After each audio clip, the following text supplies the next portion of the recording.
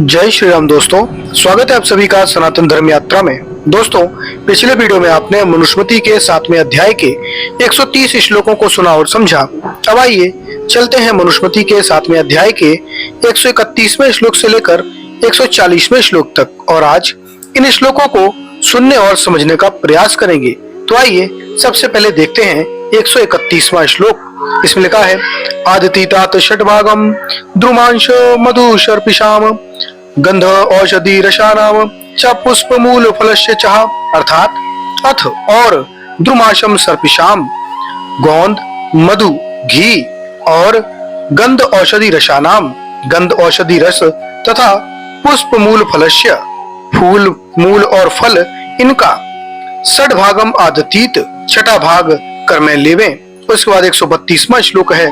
इसमें लिखा है, पत्रशकणानाम च चर्मणानाम वैदलस्य च मृण्मयानाम च भंडानाम सर्वस्यामतस्य च, अर्थात और पत्र शाक तृणानाम, वृक्ष पत्र शाक तृण, चर्मणानाम वैदलस्य चमड़ा, बांस निर्मित वस्तुएं, मृण्मयानाम भांडानाम, मिट्टी के बने बर्तन, और सर्वस्य अश्यमस्य, सब प्रकार के पत्थर से निर्मित पदार्थ, इनका भी छठा भाग कर लेवें। अब इसके अनुसार देखिए तो मनु प्रोक्त कर व्यवस्थाएं सर्व प्राचीन एवं सर्वाधिक मान्य। मनु सर्वप्रथम समाज व्यवस्थाओं के प्रवर्तक थे। एक राजा के रूप में उन्होंने इन व्यवस्थाओं को लागू कर समाज को व्यवस्थित एवं संगठित किया। अन्य व्यवस्थाओं की तरह जिस कर व्यवस्था का उन्होंने निर्धारण किया था, लगभग वैसी ही आज तक चलती आ रही है। इससे ज्ञात होता है कि मनु की व्यवस्थाओं और मनुस्मृति की समाज में सर्वोच्च मान्यता थी। इसकी पुष्टि कौटिल्य अर्थशास्त्र के निम्न वचनों से होती है। इसमें लिखा है, मातश्रेण्या अभिभूता प्रजा मनु व्यवस्थितम राजानम चक्रिरे धन धान्य षड्भागम पन्य दशभागम हिरण्य चास्य मागधेयम प्रकल्पमाशु तेन भृता राजानाम प्रजानाम योग क्षेम वह तेषाम किलविषम दंड करहा हरंती योग क्षेम महावश्य प्रजानाम, अर्थात जैसे बड़ी मछली छोटी निर्बल मछली को खा जाती है, इसी प्रकार बलवान लोगों ने निर्बलों को जीना मुश्किल कर दिया। इस अन्याय से पीड़ित हुई प्रजाओं ने अपनी सुरक्षा और कल्याण के लिए विवस्वान के पुत्र मनु को अपना राजा नियुक्त किया, और तभी से प्रजाओं ने अपनी खेती की उपज का छठा भाग, व्यापार की आमदनी का 10वां भाग तथा कुछ सुवर्ण राजा को कर के रूप में देना निश्चित कर दिया। इस कर को पाकर राजाओं ने अपनी प्रजाओं की सुरक्षा और कल्याण की सारी जिम्मेदारी अपने ऊपर स्वीकार की। इस प्रकार से निर्धारित कर और दंड व्यवस्थाएं प्रजाओं के कष्टों को निवारण करने तथा उनका कल्याण करने में सहायक सिद्ध होती हैं। उसके बाद 133वां श्लोक है। इसमें लिखा है, त्वेमाणोप्यादतीत न राजा श्रोत्रियात करम न चा शुद्धाश्य संदिशे श्रोत्रियो विषय वशन, अर्थात मित्राणाम अपि राजा, मरने की स्थिति में पहुंचा हुआ राजा श्रोतियात कर्म नादतीत, वेद पाठी विद्वान से कर न ले, और अश्य विषय वसन, इसके राज्य में रहते हुए श्रोत्रिय शुधाना संशीदेत, कोई वेद पाठी भूख से न मरने पाए। और इसके बाद 134वां श्लोक है।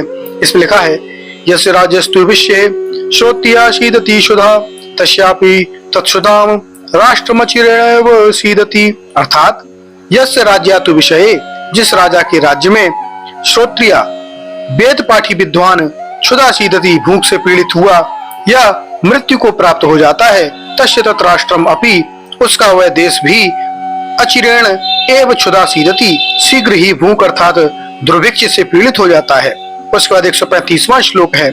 इसमें लिखा है, सुहृद्व्रते विदित्वास्य मृत्युम धम्या प्रकल्पयेत संसच्छेत चैनम पिता पुत्र मिदोषम, अर्थात इसलिए अश्य श्रुत व्रते विदित्वा, इस विद्वान के शास्त्र ज्ञान और आचरण को जानकर धर्म्याम मृत्युम कल्पयेत, जीविका निश्चित कर दें, और पिता और शम पुत्रम एव, जैसे पिता अपने सगे पुत्र की रक्षा करता है, वैसे ही एनम सर्वथा संरक्षेत, इस वेद पाठी की सब तरह से सुरक्षा करें।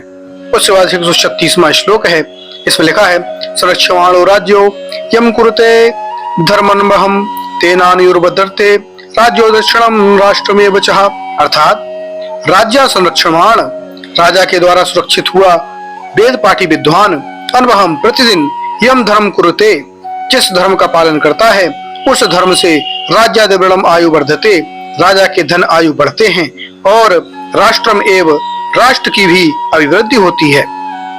अब इसके अनुसरण देखिए तो 133 से 136 तक के श्लोक निम्न आधारों पर प्रक्षिप्त सिद्ध होते हैं। पहला कारण है प्रसंग विरोध।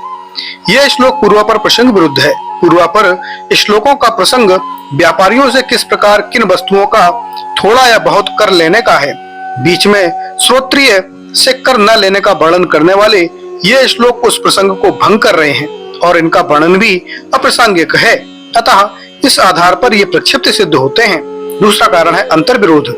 135 से 136 श्लोकों में श्रोत्रिय की वृत्ति निश्चित करने का कथन ब्राह्मण के लिए नियत आजीविकाओं के विरुद्ध है। ब्राह्मण के लिए याजन, अध्यापन और दान ग्रहण से आजीविकाएं कहीं हैं, वृत्ति लेना नहीं।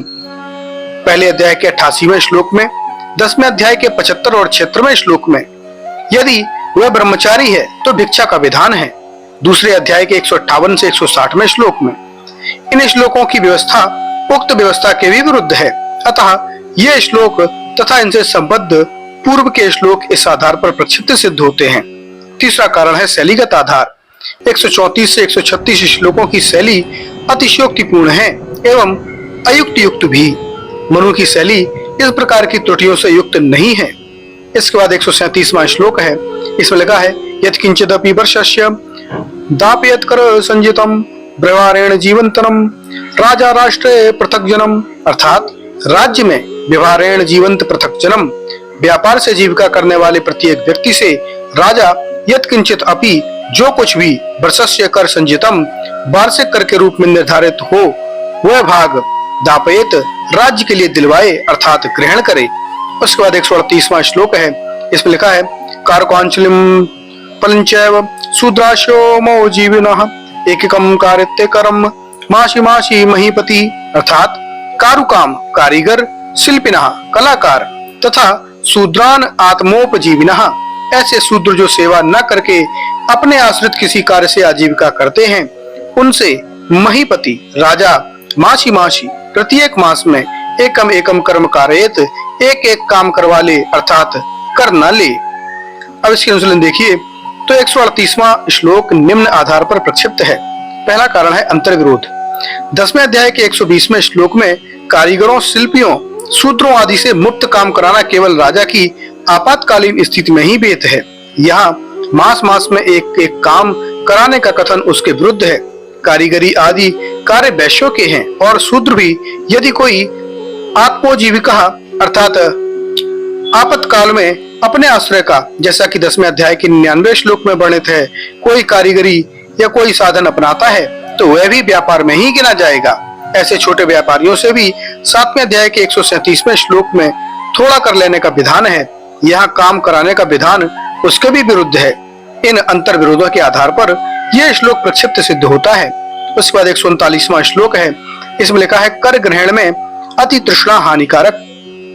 इसमें लिखा है नोचिद्यात्मनो मूलम परेशान चाति तृष्णाया उचिंद्र हायतमानो मूलमात्मनाम ताशम पीड़येत, अर्थात अति तृष्णया अति लोभ से आत्मना अपने परेशान मूलम दूसरों के सुख मूल को न उच्छिंद्यात उच्छिन्न अर्थात नष्ट कदापि न करें, क्योंकि जो मूलम उच्छिंदनम व्यापार और सुख के मूल का छेदन करता है वह आत्मनम चा तान पीड़येत अपने और उनको पीड़ा ही देता है। उसके बाद 140वां श्लोक है, इसमें लिखा है तीक्ष्णश्चैव मृतुश्च शातकार्य बीच महीपति तीक्ष्णश्चैव मृतुश्चैत्र राजा भवति शमन्तः, अर्थात महीपति जो महीपति कार्य वीक्ष कार्य को देखकर तीक्ष्ण च मृदु एव स्यात् तीक्ष्ण और कोमल भी होवे, तीक्ष्ण च एव वह दुष्टों पर तीक्ष्ण और मृदु एव श्रेष्ठों पर कोमल रहने से राजा समन्ता भवति अति माननीय होता है। तो दोस्तों ये जानकारी आपको कैसी लगी कृपया कमेंट बॉक्स में अवश्य बताइए। बने रहिए सनातन धर्म यात्रा के साथ और लेते रहिए रोचक एवं धार्मिक जानकारी प्रमाणों के साथ। धन्यवाद। जय श्री राम।